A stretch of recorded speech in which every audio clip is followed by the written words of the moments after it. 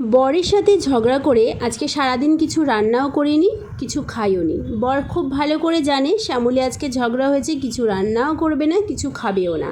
তাই সন্ধেবেলা এনেছিল সিঙ্গারা। রাগ ভাঙাভাঙির পর দুজনে সিঙ্গারা খেলাম, তারপরে চলে এলাম রান্নাঘরে। আলু কাটলাম, ডিমের অমলেট করলাম, তার মাঝখানে করলাম চা। কারণ রাতে তো রান্না করতেই হবে।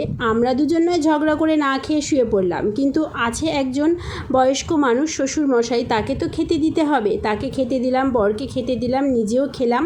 তারপরে সারাদিন তো মূর্ছা হয়ে পড়েছিলাম। তারপরে ভাবলাম দিন শেষে অন্তত নিজের একটু যত্ন করি, তাহলে মনটা আরও ভালো হবে।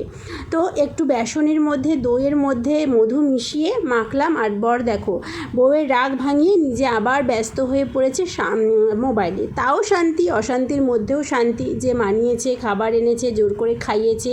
রাতে আবার এনেছিল আমার পছন্দের ক্ষীর কদম। তো এভাবেই একটা রাগারাগির দিন কাটলো। টাটা।